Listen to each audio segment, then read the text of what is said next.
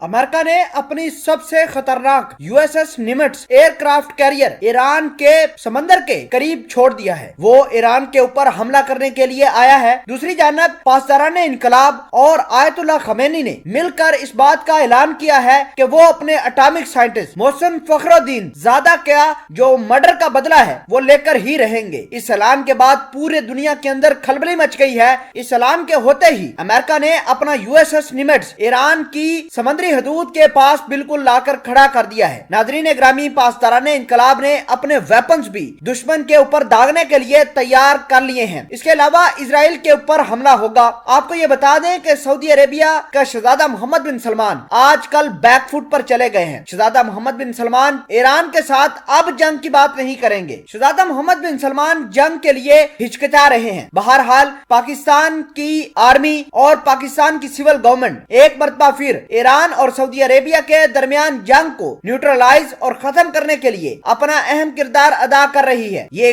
किरदार है क्या, किस तरह सऊदी अरेबिया और ईरान आपस में जंग कर सकते हैं और बहुत सारी खबरें आज की इस वीडियो में हम आपको बताएंगे। छोटी सी गुजारिश है कि आप हमारा यूट्यूब चैनल हसनात टीवी को सब्सक्राइब कर लें, घंटी के निशान को दबा लें ताकि लेटेस्ट न्यूज आप तक पर वक्त पहुंचती रहे। नाज़रीन, सबसे पहले बात करते हैं आयतुल्लाह खमेनी की। आयतुल्लाह खमेनी और पासदाराने इनकलाब ने इस बात का ऐलान किया है कि वो अपने एटॉमिक साइंटिस्ट फखरुद्दीन का जो बदला है वो लेकर ही रहेंगे। इसके अलावा ईरान ने अपने पासदाराने इनकलाब को यह हुक्म जारी किया है कि अमेरिका, इजराइल और सऊदी अरेबिया के खिलाफ जंग के लिए तैयार हो जाओ। नाज़रीन, आपको ये बता दें कि अमेरिका बड़ा शातिर निकला है। अमेरिका ने अपना एक एयरक्राफ्ट कैरियर जिसका नाम यूएसएस निमिट्ज है उसको लाकर ईरान के पर्शियन गल्फ के अंदर छोड़ दिया है, बिल्कुल ईरान के पास छोड़ दिया है। नाज़रीन, आपको ये बता दें कि अमेरिका लगातार इस बात का ऐलान और तरदीद कर रहा है कि उसका ईरान के एटॉमिक साइंटिस्ट को कत्ल करने में कोई हाथ नहीं है। लेकिन सवाल ये पैदा होता है कि अगर अमेरिका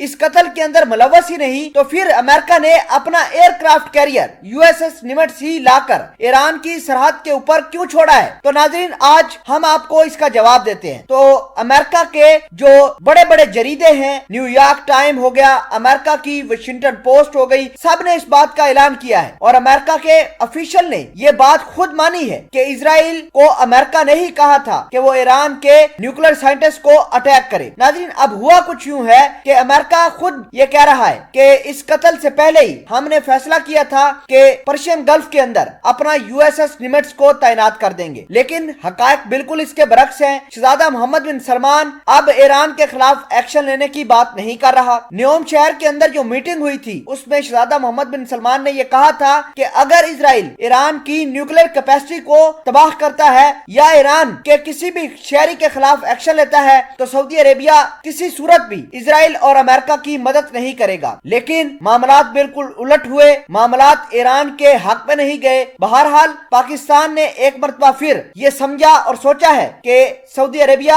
और ईरान के दरमियान जंगी हालात को खत्म करवाया जाए। अगर ये जंगी हालात पाकिस्तान ने खत्म ना करवाए तो जाहिर सी बात है बहुत बड़ी जंग होगी और ये पाकिस्तान ही जंगी हालात खत्म करवा सकता है। नाज़रीन, आपको ये बता दें कि सऊदी अरेबिया और ईरान के दरमियान प्रॉक्सी वार भी हो सकती है, लेकिन अमेरिका और इजराइल के ऊपर बड़ा हमला हो सकता है। जी हाँ, बड़ा हमला हो सकता है और इनके भी जर्नैल और इनके जितने भी आला हुकाम हैं उनकी असैसिनेशन भी हो सकती है।